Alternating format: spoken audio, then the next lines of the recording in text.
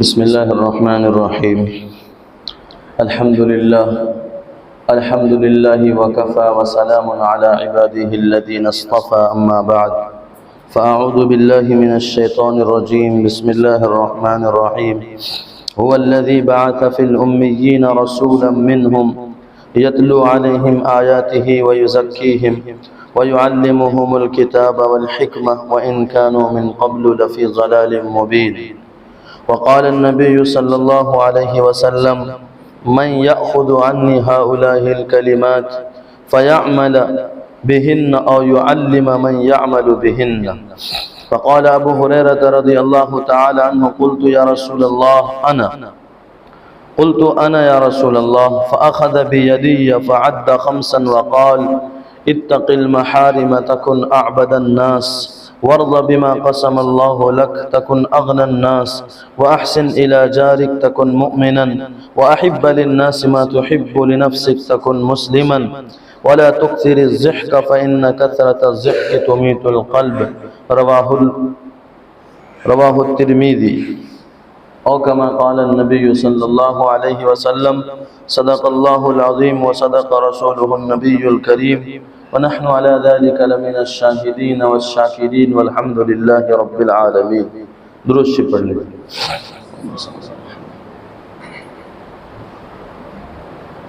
میرے محترم بزرگوں اور دینی بھائیوں، گزشتہ جمعہ کو بات رجب کے مہینے کے اوپر چلی تھی، لیکن بات کا اختتام جو ہے وہ عرب کے اسلام سے پہلے کے حالات پر ختم ہوا، جو ہمارے دور میں بھی شروع ہو چکا ہے.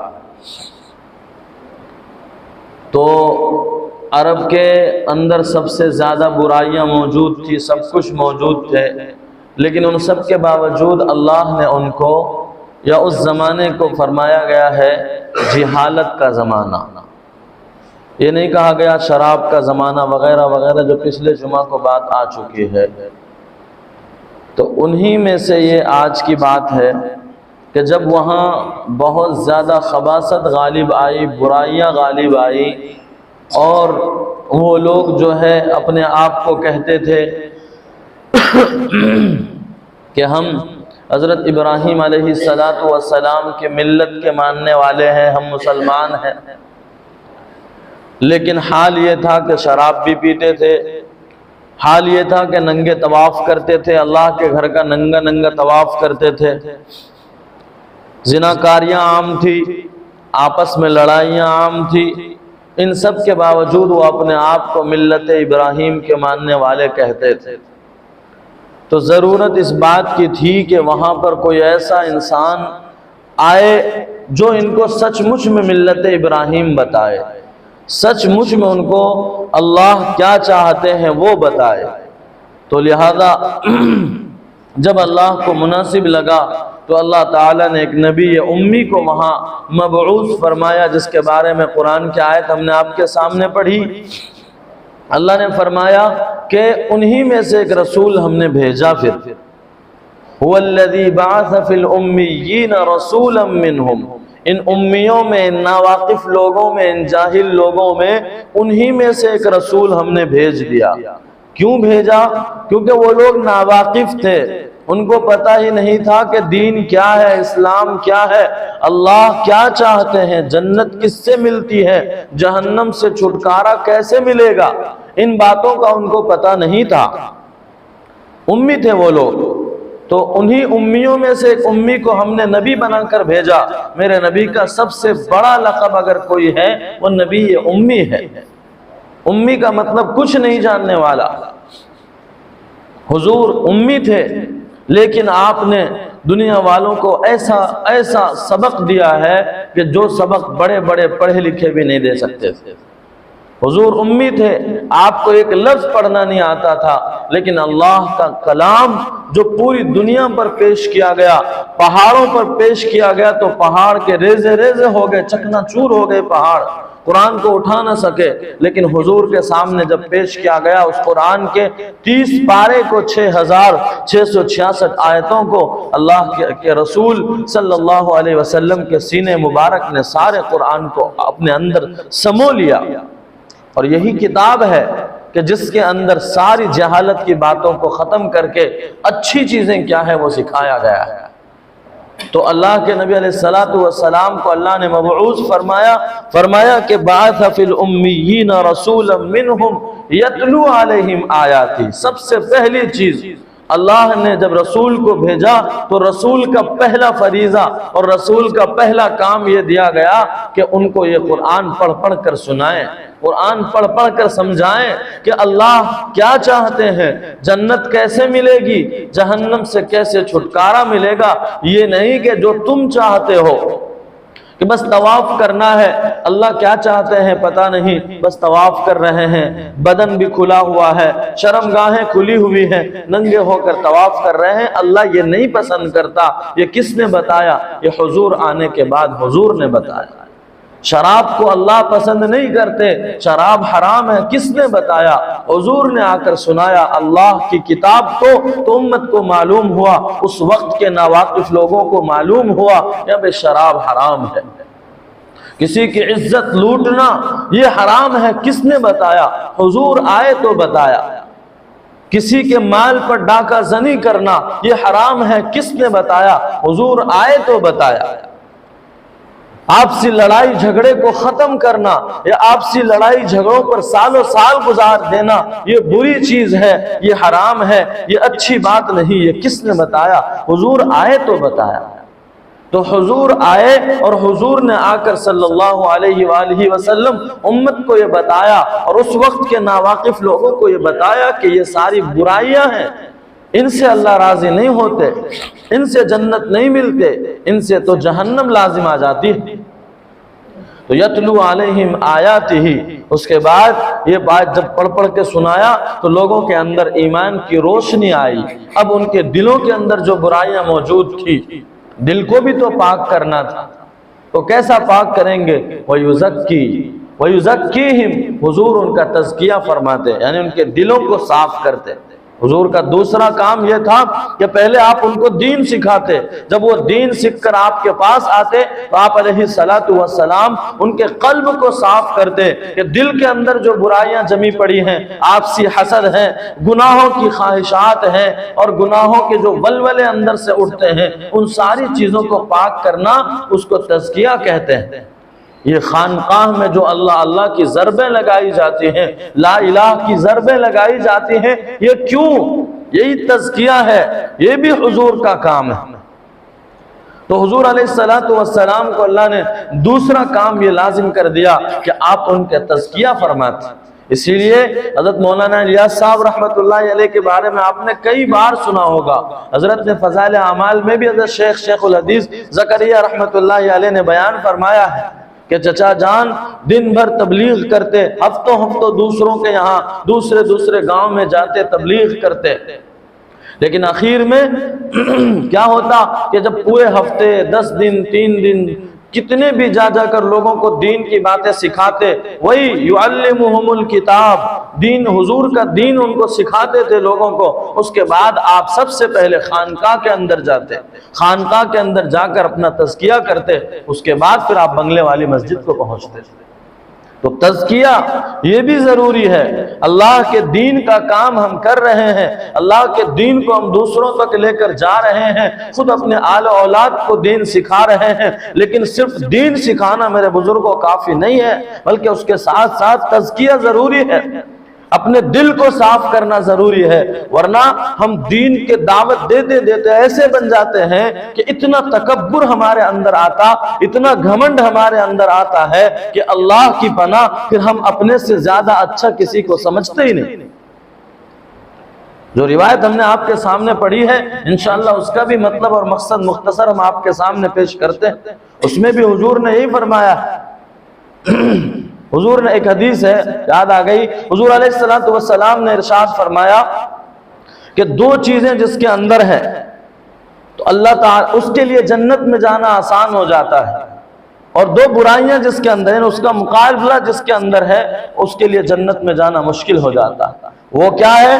فرمایا کہ یعنی اللہ کے رسول صلی اللہ علیہ وسلم کا ارشاد ہے کہ آدمی دین کے معاملے میں اپنے سے اوپر والے کو دیکھے اور دنیا کے معاملے میں اپنے سے نیچے والے کو دیکھے، تو انسان کو اللہ تعالیٰ کتبہ صابرن و شاکرن، اللہ ان کو صابر اور شاکر لکھ دیتے ہیں، اور جب صابر اور شاکر بن جاتا ہے انسان، اس کے لیے جنت آسان ہے۔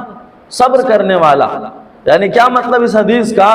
کہ آدمی دین کے معاملے میں اپنے سے اوپر والے کو دیکھے کہ بھائی میں تو نماز ہی پڑھ رہا ہوں، وہ فلاں صاحب تو تہجد بھی پڑھتے ہیں، تو اس صورت میں اس کے اندر شکر گزاری کا مادہ آئے گا، وہ اور آگے بڑھنا چاہے گا۔ یار میں تو صرف زکوٰۃ ہی دیتا ہوں، فلانا کو دیکھو وہ تو صدقات بھی دیتے ہیں، وہ تو غیر مسلموں کو بھی مانگنے آتے ہیں، ان کو بھی دے دیتے ہیں، گاؤں میں محلے میں کسی کو نہیں چھوڑتے، سب کی مدد کرتے ہیں۔ جب اپنے سے اوپر دین والوں کو دیکھیں گے تو دل میں اور زیادہ ترقی ہوگی، دل اور زیادہ چاہے گا کہ ہم اور اعمال کریں۔ لکھا ہے کہ جب دین کے معاملے میں اپنے سے اوپر والے کو دیکھتے ہیں تو انسان کے اندر خود توفیق آتی ہے، ان کو توفیق ملتی ہے دوسری عبادات کرنے کی۔ اور دنیا کے معاملے میں اپنے سے نیچے والے کو دیکھنا ہے۔ کیا مطلب؟ کہ اپنے سے نیچے والے کو، مثال کے طور پر ہمیں تو اللہ نے گھر بھی عطا کیا ہے، کتنے سارے لاکھوں بندے اللہ کے ایسے ہیں جن کے پاس سر چھپانے کے لیے گھر نہیں ہے، وہ تو بس اسٹیشنوں میں سو رہے ہیں، ریلوے اسٹیشن پر سو رہے ہیں، ہائی وے کے کنارے سو رہے ہیں۔ اللہ نے تو ہمیں اتنا تو دیا ہے کہ ہم اپنا سر چھپا سکتے ہیں، بارش کے برسات سے بچتے ہیں، ٹھنڈی کے ٹھنڈ سے بچ رہے ہیں، گرمی کے لو اور تاپ سے بچ رہے ہیں۔ یہ تو اللہ کا احسان ہے۔ تو بندہ شاکر بنے گا، شکر گزار بنے گا، دل میں لالچ نہیں آئے گی اور اللہ کے محبت اس کے دل میں آئیں گے۔ لیکن جب یہ دو چیزیں بندوں کے اندر نہیں ہو، بلکہ اس کا الٹا ہو جاوے کہ دین کے معاملے میں اپنے سے نیچے والے کو دیکھے اور دنیا کے معاملے میں اپنے سے اوپر والے کو دیکھے، تو وہ بندہ اللہ کے رسول فرماتے ہیں لم یکتبہ اللہ صابرا ولا شاکرا، کہ آدمی جب دین کے معاملے میں اپنے سے نیچے والے کو دیکھے گا، یار میں تو نماز پڑھتا ہوں، فلاں تو نماز بھی نہیں پڑھتا، تو اس کو توفیق نہیں ملے گی دوسری عبادتوں کی۔ ارے میں تو کم سے کم روزہ رکھ لیتا ہوں رمضان کے، فلاں تو وہ بھی نہیں رکھتا، تو اس کو آگے جو اللہ کے قریب لے جانے والے اعمال ہیں اس کی توفیق نہیں ملے گی۔ اسی طرح سے اور بھی دین کے، میں تو زکوٰۃ دیتا ہی رہتا ہوں، ہر سال زکوٰۃ دیتا ہوں، فلاں تو وہ بھی نہیں دیتا، تو دین کے معاملے میں نیچے والوں کو دیکھ رہے ہیں، جو کچھ نہیں کر رہا اس کی طرف دیکھ رہے ہیں، تو اپنے دل میں بھی دین کا شوق نہیں بڑھے گا۔ اور اسی طرح سے مالداری کے معاملے میں، دنیا کے معاملے میں اوپر والوں کو دیکھے تو شکر کا مادہ دل سے ختم ہو جائے گا، شکر نہیں ملے گا۔ کیا مطلب؟ یار اپنے پاس تو 10 لاکھ روپے ہی ہیں، فلاں کو دیکھو تو ان کے پاس 10 لاکھ روپے۔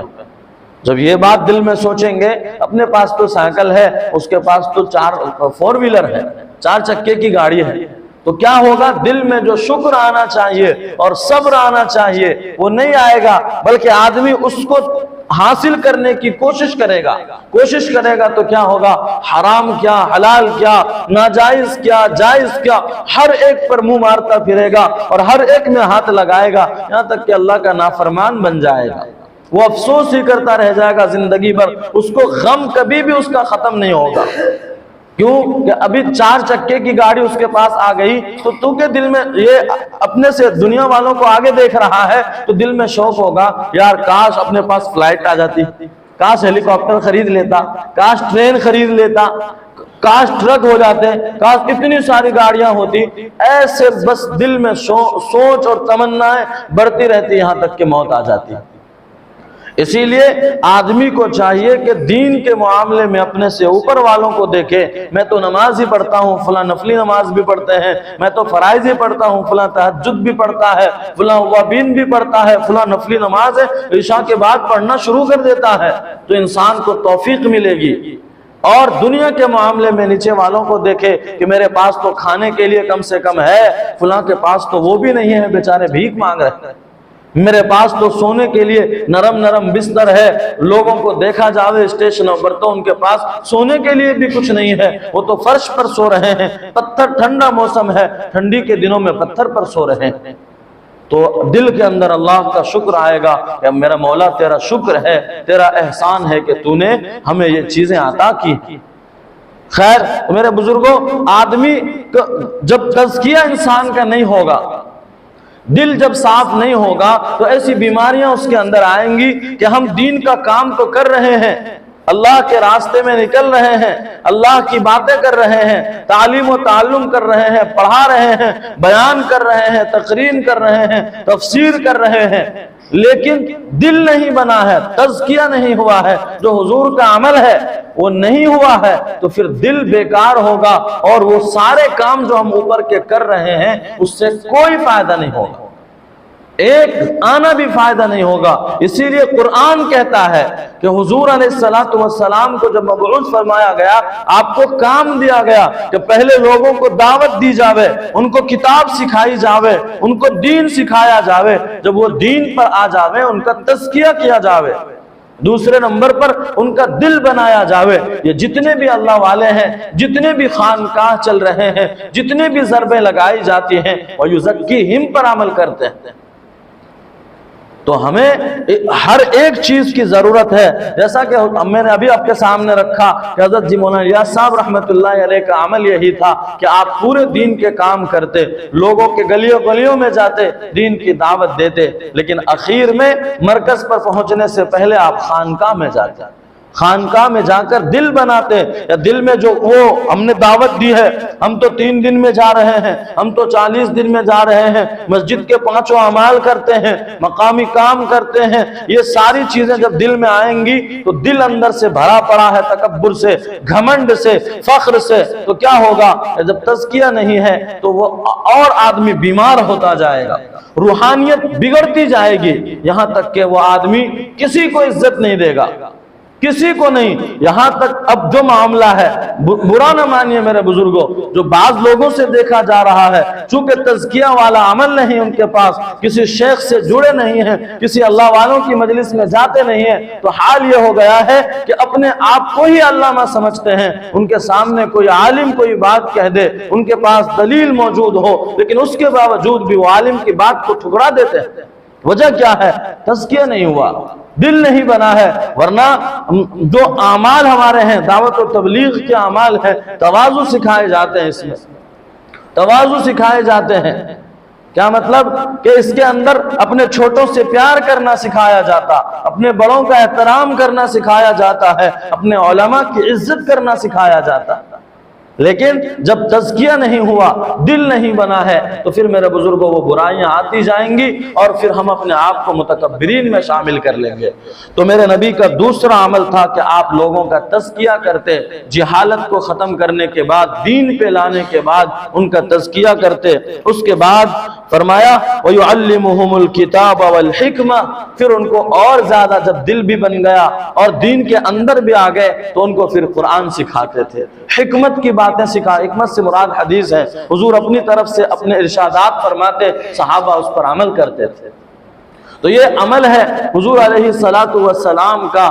ہمیں چاہیے کہ ہم ان چیزوں کو لیں، پہلے اپنے اندر دین لائیں، دین آ جاوے تو تزکیہ کریں، اپنے دل کی صفائی کا انتظام کریں۔ دل کے اندر جو حسد کی بیماری ہے، تکبر کی بیماری ہے، بڑوں چھوٹوں کا لحاظ نہیں ہے، ایک دوسرے کا احترام نہیں ہے، ان ساری بیماریوں کو ختم کریں۔ اس کے بعد اور زیادہ دین سیکھنے کی کوشش کریں کہ جتنا زیادہ دین سیکھیں گے اللہ کے اتنا قریب ہوں گے۔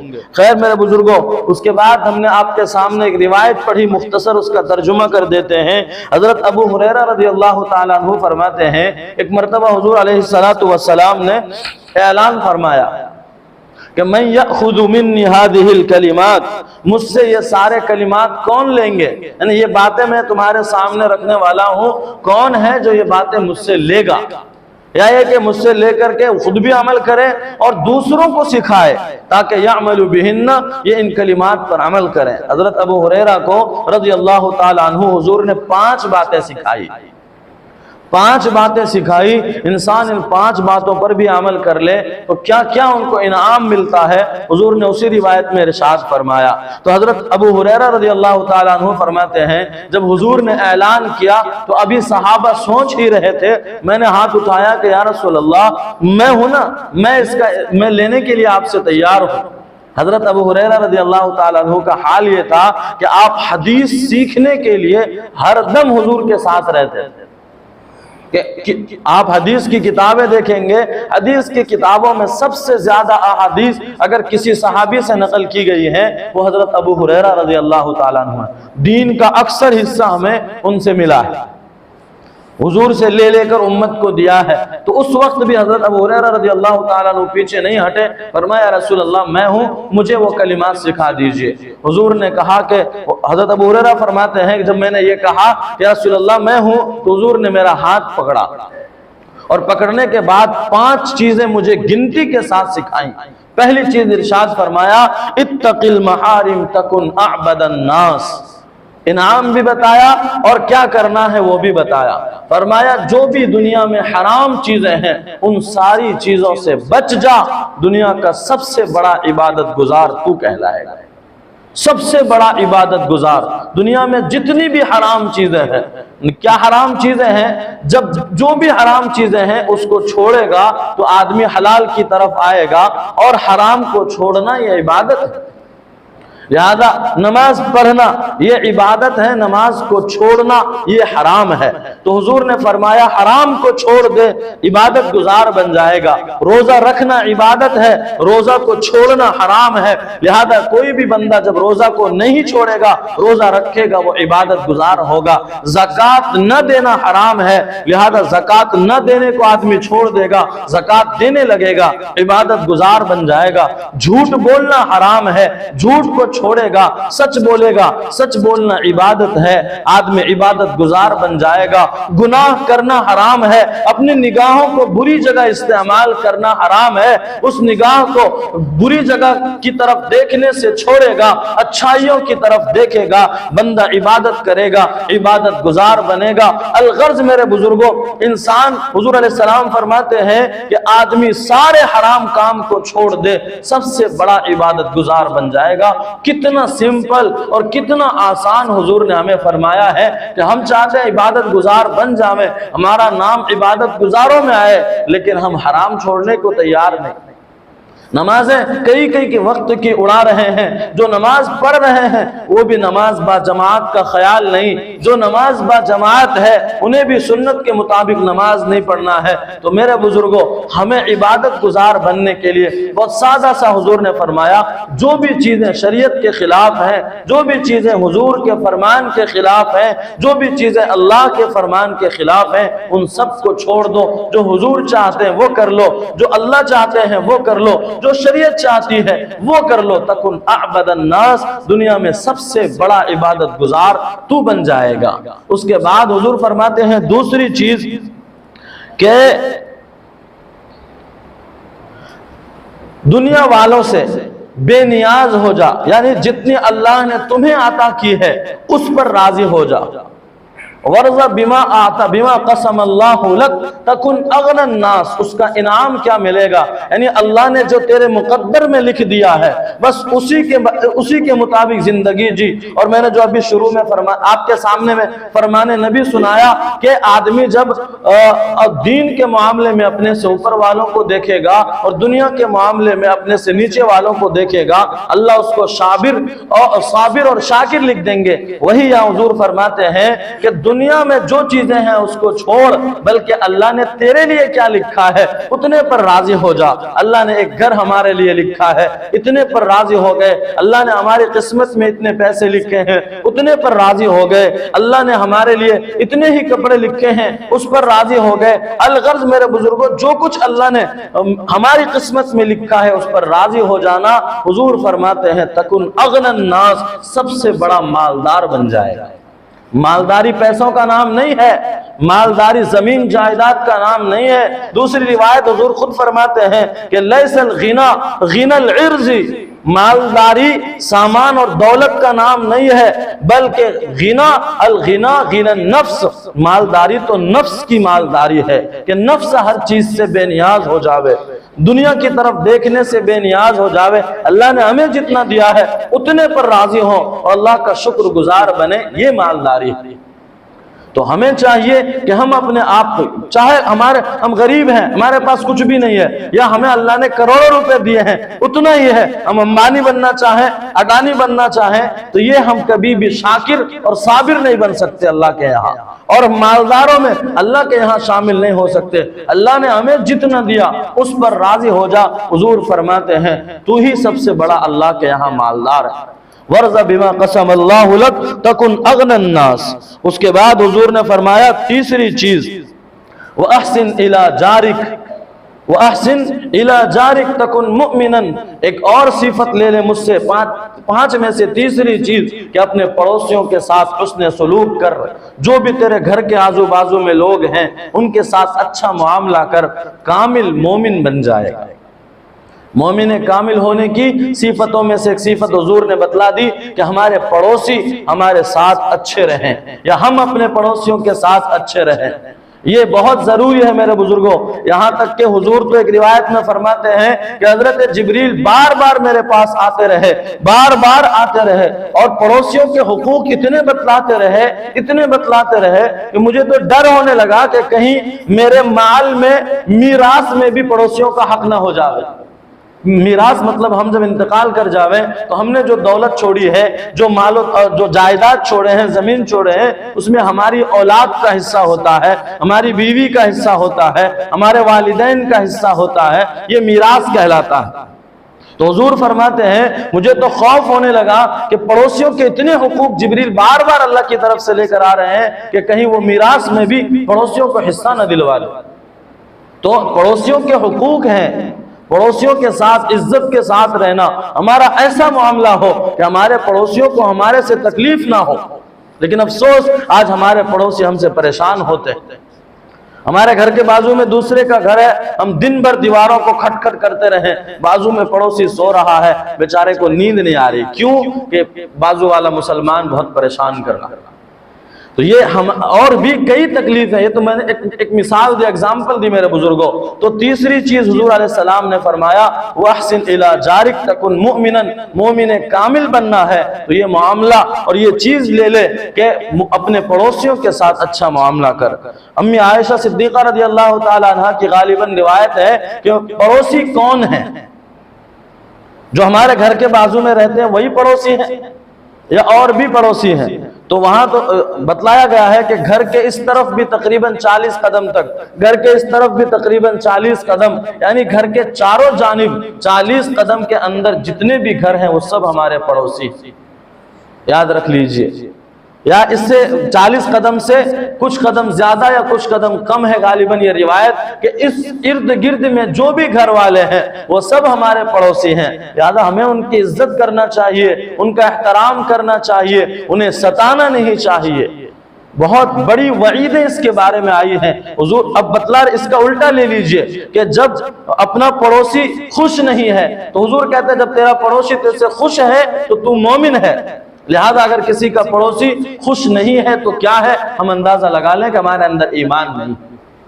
تو تیسری چیز فرمایا حضور نے کہ اپنے پڑوسیوں کے ساتھ اچھا معاملہ کر، کامل مومن بن جائے گا۔ چوتھی چیز حضور نے فرمایا وَأَحِبَّ لِلنَّاسِ بِمَا تُحِبُّ لِنَفْسِكَ، لوگوں کے لیے وہی پسند کر جو خود کے لیے پسند کرتا ہے، یعنی اپنے لیے جو چیز پسند کرتا ہے وہی دنیا میں جتنے لوگ ہیں ہر کسی کے لیے پسند کر۔ اپنے لیے تو اچھا کھانا پسند کرے، دوسروں کے لیے وہ خراب کھانا پسند کرے۔ حضور نے یہاں ارشاد فرمایا ہے کہ جب ہم دوسروں کے لیے وہی پسند کریں جو اپنے لیے پسند کریں تو حضور فرماتے تکن مسلمن، تو فرما برداروں میں لکھا جائے گا، کامل مسلمان لکھا جائے گا۔ مومن ہونا الگ چیز ہے، مسلمان ہونا الگ چیز ہے، یہ بھی یاد رکھ لیجئے گا۔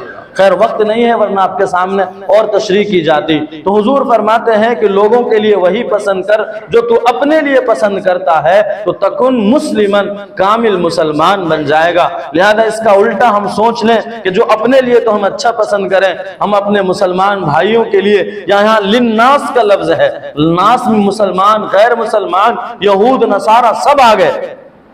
لوگوں کے لیے ہم اگر برا پسند کرتے ہیں تو اس کے حساب سے ہم کامل مومن نہیں ہیں۔ تو ہمیں چاہیے کہ ہم ہر کسی کے لیے وہی بات پسند کریں، دوسروں کے لیے ہم نہیں، اپنے لیے چاہتے ہیں کہ ہمارے ساتھ کوئی گالی گلوچ نہ کرے تو ہم دوسروں کے لیے بھی یہ پسند کریں کہ اس کے ساتھ گالی گلوچ نہ ہو۔ ہم اپنے لیے چاہتے ہیں کہ ہمارے ساتھ کوئی دھوکہ نہ کرے تو ہم دوسروں کے لیے بھی یہ چاہیں کہ ان کے ساتھ دھوکہ نہ ہو جاوے۔ ہم اپنے لیے چاہتے ہیں کہ ہم نماز پڑھیں تو دوسروں کے لیے بھی یہ چاہیں کہ وہ بھی نمازی بن جاوے۔ ہم اپنے لیے چاہتے ہیں کہ ہم قرآن کی تلاوت کرنے والے بن جاویں تو دوسروں کے لیے بھی یہ پسند کریں کہ ہمارا دوسرا بھائی بھی قرآن پڑھنے والا بن جاوے۔ ہم اپنے لیے پسند کرتے ہیں کہ ہم اللہ کے راستے میں نکلنے والے بن جاویں، اللہ نے جو ہمیں کام دعوت و تبلیغ کی شکل میں دیا وہ کرنے والے بن جاویں، تو دوسرے مسلمان کے بارے میں بھی ہمارا یہ خیال اور یہ نظریہ ہو اور ہم چاہیں کہ ہمارا دوسرا مسلمان بھائی بھی دین کے کام میں لگنے والا بن جاوے۔ الغرض جو بھی چیزیں میرے بزرگوں ہم اپنے لیے پسند کرتے، یاد رکھیے اب یہاں پر ایک چیز خیال آ گیا اچانک کہ اپنے لیے مثال کے طور پر حلال چیز ہے، حرام نہیں، کہ ہم میں سے بعض لوگ یہ سوچ رہے ہوں گے یا بعض کوئی جس تک یہ بات پہنچے وہ یہ سوچے کہ ہم تو اپنے لیے شراب پسند کرتے ہیں لہذا دوسرے کے لیے بھی سوچیں، نہیں، حرام کام نہیں، حلال کام میں جو اپنے لیے پسند کرتا ہے وہ دوسروں کے لیے پسند کر تو کامل مسلمان ہے۔ آخری اور پانچویں چیز حضور نے فرمایا، بہت اہم چیز ہے میرے بزرگوں، وہ یہ ہے، حضور فرماتے ہیں وَلَا تُكْسِرِ الضِّحْكَ، زیادہ ہنسا نہ کر، زیادہ ہنسنا نہیں چاہیے ورنہ اس کی سزا کیا ہے؟ فرماتے ہیں فَإِنَّ كَسْرَةَ الضِّحْكِ تُمِيتُ الْقَلْبَ، کہ زیادہ ہنسنا دل کو مار ڈالتا ہے، دل کو مردہ بنا دیتا ہے۔ تو اس کا نقصان کیا ہوگا؟ دل مردہ ہی ہو گیا۔ تو جب دل مردہ ہو جاتا ہے، لکھا ہے محدثین نے کہ پھر اس دل پر دین کی کوئی چیز اثر نہیں کرتی، نیکیوں کا اس دل میں خیال نہیں آتا، اچھائیوں کا دل میں خیال نہیں آتا، نہ حضور کی محبت اس دل میں آتی ہے، نہ اللہ کی محبت اس دل میں آتی ہے، نہ جہنم سے بچنے کا شوق اس دل میں آتا ہے، نہ جنت میں جانے کا شوق اور خواہش اس دل میں آتا ہے۔ چونکہ دل مردہ ہو چکا ہے بس دنیا کی طرف بھاگتے رہیں گے اور مردہ دل جو ہے انسان کو جہنم کی طرف لے جاتا ہے۔ تو ہمیں چاہیے کہ ہم ان سب باتوں پر عمل کریں کہ اللہ تعالیٰ مجھے بھی آپ کو بھی ان سب باتوں پر عمل کی توفیق عطا فرمائے۔ وآخر دعوانا ان الحمدللہ رب العالمین۔